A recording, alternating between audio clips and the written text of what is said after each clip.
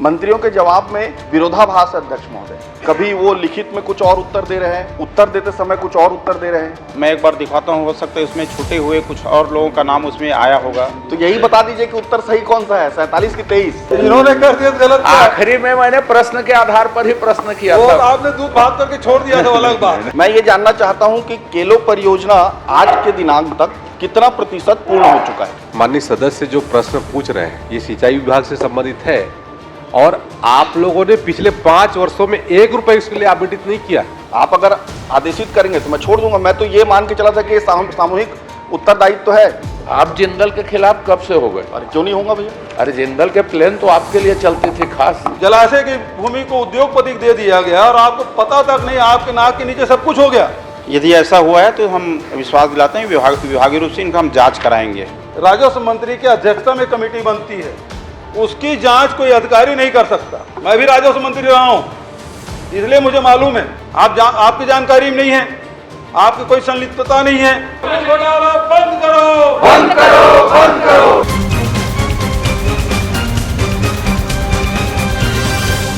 प्रश्न क्रमांक 1 श्री उमेश पटेल।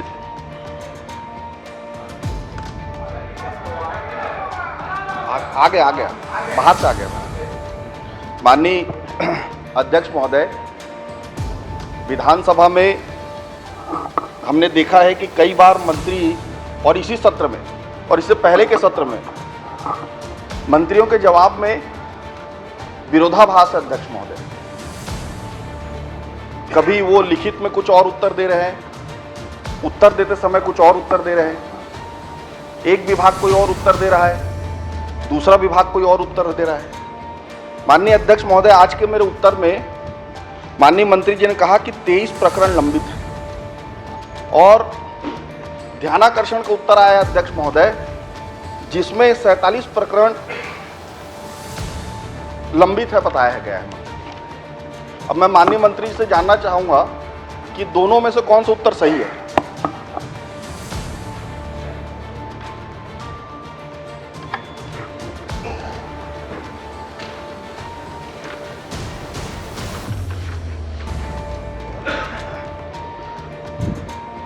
माननीय अध्यक्ष महोदय, माननीय सदस्य के द्वारा जिला रायगढ़ के केलो परियोजना में भू अर्जन के संबंध में जानकारी चाही गई है कि कितने मामले किस कारण से लंबित है। माननीय अध्यक्ष महोदय, मैं बताना चाहूँगा कि इस परियोजना में केलो परियोजना संरक्षण संभाग रायगढ़ में 9 प्रकरण और निर्माण संभाग खरसिया में 13 प्रकरण, अनुभाग घरघोड़ा में 1 प्रकरण, जो ग्राम उज्ज्वलपुर के डुबान प्रभावित रकबा 22.675, इनका प्रकरण जो है टोटल कितने हुआ? कुल बता दीजिए। इनका कुल प्रकरण 23 है। वही तो प्रश्न है अध्यक्ष महोदय। ध्यानाकर्षण में 47 प्रकरण लंबित बता रहे हैं। इसी सत्र में अभी उत्तर आया है कल मुझे उसका, ध्यानाकर्षण का, और आपको उत्तर भी कल मुझे मिला है जिसमें 23 प्रकरण का उल्लेख है और ध्यानाकर्षण में 47 प्रकरण का उल्लेख है। तो आप मुझे बताने की कृपा करें कि दोनों में से कौन सा उत्तर सही है, क्योंकि ये लगातार हो रहा है मंत्रियों के हाथ, इससे कई अलग अलग उत्तर आ रहे हैं। तो आप पहले ये बता दीजिए कि दोनों में कौन सा उत्तर सही है।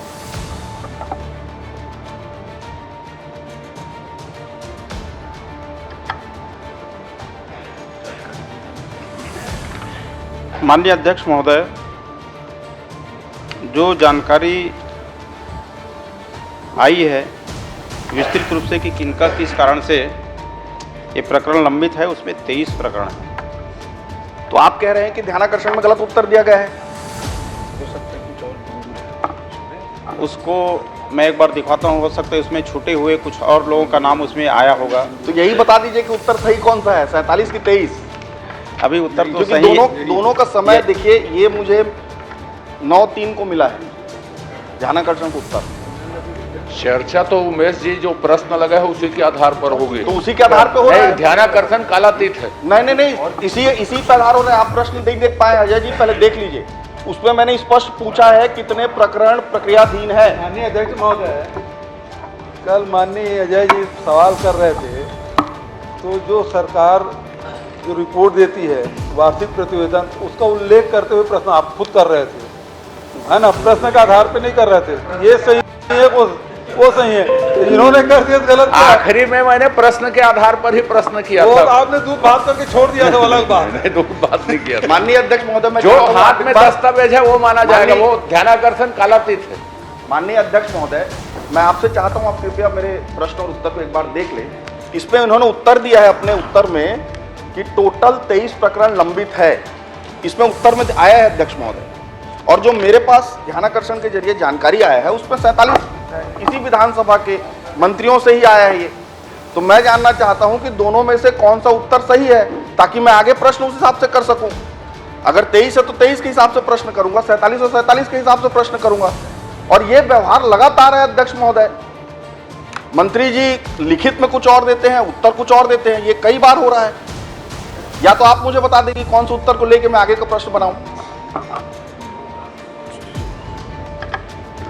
माननीय अध्यक्ष महोदय, माननीय सदस्य जो बता रहे हैं कि 47 उसमें जानकारी आई है, हो सकता है उसमें कुछ बिंदु और छूटा हो, किसी कारण से वो बढ़ा हो।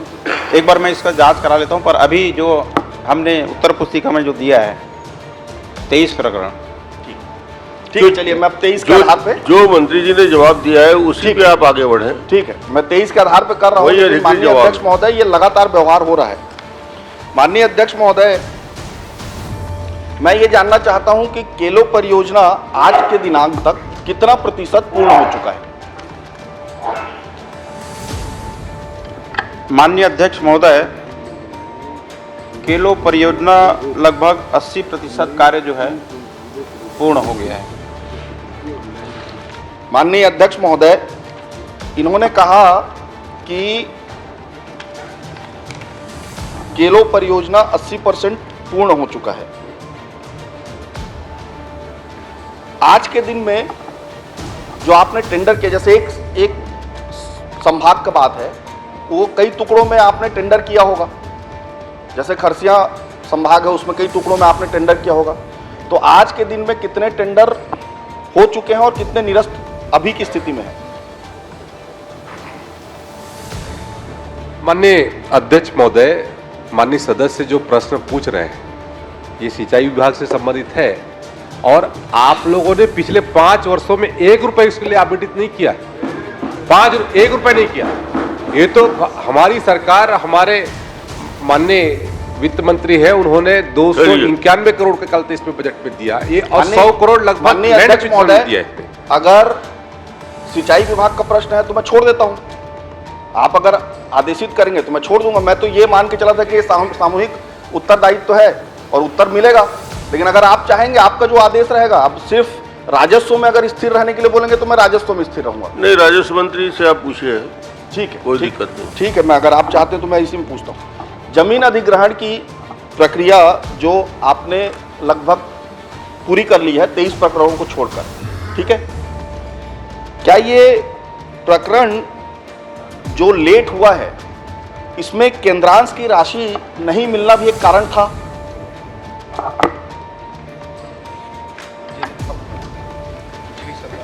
माननीय अध्यक्ष महोदय, ये केलो परियोजना जो है बहुत पुरानी परियोजना है, 2008-9 की परियोजना है। और इसमें ये बहुत बड़ा प्रोजेक्ट है माननीय अध्यक्ष महोदय। करीब 22,000 हेक्टेयर भूमि पे सिंचाई होना है, और इसमें कुछ इंडस्ट्रीज़ है, उनको भी पानी देना है। और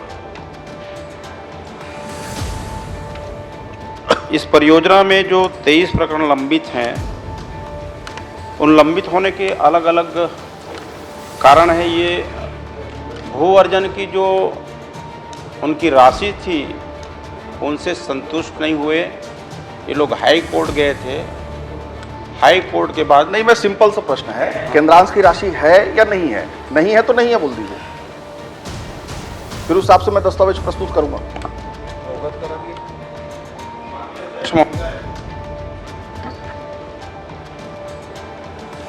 भू अर्जन का काम राजस्व विभाग करता है, पर उस परियोजना को पूरा करना जल संसाधन विभाग का काम है। तो मैं स्पष्ट तौर से निवेदन करना चाहूँगा कि मैं उस जलाशय के बारे में भू अर्जन से रिलेटेड प्रश्न ही पूछता हूँ।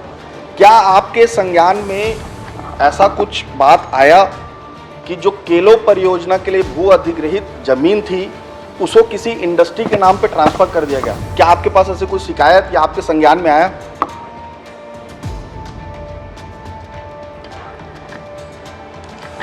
माननीय अध्यक्ष महोदय, माननीय सदस्य जो शिकायत बता रहे हैं कि इनका जमीन इंडस्ट्रीज को ट्रांसफर कर दिया गया है, ये हमारे पास शिकायत में अभी तक नहीं आया है। ठीक। माननीय अध्यक्ष महोदय, मैं बताना चाहूँगा कि अगस्त 2024 को खसरा नंबर 5/2, 6/2, 7/1, 8/1, 8/2, 8/3 समेत 22 खसरों का जो जोरापाली है, जोरापाली गांव, इसमें जो अधिग्रहित था केलो परियोजना के लिए, उसे जिंदल इंडस्ट्रीज के नाम से ट्रांसफर कर दिया गया अध्यक्ष महोदय। और ये एक बहुत बड़ा अपने आप में ये है, और इसके ऊपर किसी पे ऊपर कार्रवाई तक नहीं हुई है। हमने शिकायत दिया कलेक्टर को अध्यक्ष महोदय कि जोरापाली में इस तरह के घटना हुई है। आप जिंदल के खिलाफ कब से हो गए? अरे क्यों नहीं होगा भैया? अरे जिंदल के प्लेन तो आपके लिए चलते थे खास। हो गया, बोल दिए। 2024 अगस्त की बात है, इसकी शिकायत भी हमने की, अभी तक इस पे कोई कार्रवाई नहीं हुई है। तो क्या मंत्री जी बताएंगे कि इसमें क्या कार्रवाई करेंगे? माननीय अध्यक्ष महोदय, माननीय सदस्य उमेश पटेल जी जो शिकायत कर रहे हैं कि जलाशय की भूमि जिंदल इंडस्ट्रीज को ट्रांसफ़र कर दिया गया है, ये शिकायत मुझको दे, मैं निश्चित रूप से मैं विश्वास दिलाता हूँ कि इसमें मैं कार्रवाई करूँगा। माननीय अध्यक्ष महोदय, इसी में ये तो लैंड यूज चेंज का मामला है, क्योंकि जलाशय के लिए था और लैंड यूज चेंज हुआ तो बिना आपके अध्यक्षता में जो कमेटी बनी है और उसके बिना ये ट्रांसफ़र कैसे हो गया? और आप कहते हैं इसकी जानकारी नहीं है। ये इतना बड़ा है फिर कैसे हो गया? क्योंकि लैंड यूज चेंज करना है, यदि एक या तो ओपीजी आप ही दे दो उत्तर। लैंड यूज चेंज करना है, यदि उद्योग विभाग को देना है तो बिना आपके अनुमति मंत्रालय में आए बिना, राजस्व मंत्री का अध्यक्षता में जो कमेटी बनी है उसके अनुमोदन के बिना कोई भी भूखंड उसमें लैंड यूज चेंज नहीं हो सकता। और ये हुआ है तो इसकी जांच कराएंगे क्या? यदि ऐसा हुआ है तो हम विश्वास दिलाते हैं विभागीय रूप से इनका हम जांच कराएंगे। कि ये सीधी बात है अध्यक्ष महोदय, अब जांच कराने की बात कह दी। चूंकि मंत्रिमंडल के माननीय राजस्व मंत्री की अध्यक्षता में कमेटी बनती है, उसकी जांच कोई अधिकारी नहीं कर सकता। तो मैं आपसे निवेदन करना चाहता हूं कि पवित्र सदन के कमेटी से जांच कराएंगे क्या?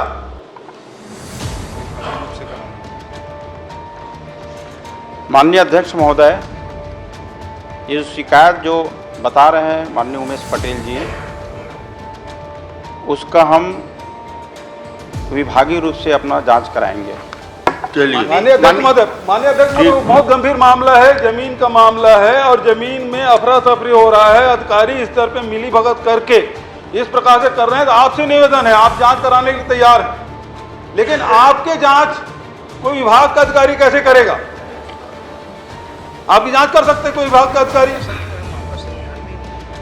इसीलिए मैं कह रहा हूं कि इतना बड़ा लैंड स्कैम हो गया, जलाशय की भूमि को उद्योगपति को दे दिया गया और आपको पता तक नहीं, आपके नाक के नीचे सब कुछ हो गया। तो आपसे आग्रह है, इससे सदन की कमेटी से जांच कराएं। माननीय अध्यक्ष महोदय, ये जो विषय बता रहे हैं ये विषय मेरी जानकारी में ही नहीं आया है, इसीलिए मैं बोल रहा हूँ कि ये जो विषय आया है उसका मैं विभागीय रूप से जांच कराऊंगा। ये मेरे संज्ञान में जानकारी में नहीं आया है। ठीक है, जांच के लिए बोल दिए। ये मंत्रिमंडलीय जो उप समिति है उसके बिना चेंज हो ही नहीं सकता अध्यक्ष महोदय। पॉसिबल ही नहीं है। मड़वा कांड हुआ उसके बाद और मड़वा ताल का हुआ और उसके बाद से तय हुआ मध्य प्रदेश के समय से जब भी जमीन के इस प्रकार से लैंड यूज चेंज होगा मंत्रिमंडल उप समिति से होगा। मैं भी राजस्व मंत्री रहा हूं, इसलिए मुझे मालूम है। और इसलिए चूंकि ये जमीन आप खुद कह रहे हैं खसरा नंबर बता रहे हैं, तो ये समिति से विधानसभा समिति से जांच कराने की घोषणा करें मंत्री जी। आपकी जानकारी में नहीं है, आपकी कोई संलिप्तता नहीं है, लेकिन ये चूंकि आपके विभाग में हुआ है इसलिए सदन की कमेटी से जांच होना चाहिए। माननीय अध्यक्ष महोदय, यही चीज मैं भी कह रहा हूं कि ये मेरी जानकारी में नहीं है, संज्ञान में आया नहीं है। और जो सदस्य बता रहे हैं कि ये खसरा नंबर को ट्रांसफर किए गए हैं, तो इसकी मैं विभागीय रूप से जांच माननीय अध्यक्ष महोदय श्री नीलकंठ टेकाम जी, हो गया। माननीय अध्यक्ष कमेटी महोदय से जांच करो, जांच कराओ। टेकाम जी, सदन की कमेटी से जांच करो, जांच करो, जांच करो, सदन की कमेटी से जांच करो, जांच करो, जांच करो, जमीन घोटाला बंद करो, बंद करो, बंद करो, बंद करो, जमीन घोटाला बंद करो, बंद करो, बंद करो, जमीन घोटाला बंद करो, बंद करो, बंद करो, सदन की समिति माननीय से अध्यक्ष जांच महोदय, करो, जांच करो, जांच करो, मेरा प्रश्न माननीय माननीय सहकारिता मंत्री से संबंधित है। संतुष्ट हम नहीं है और बहिर्गमन कर रहे हैं।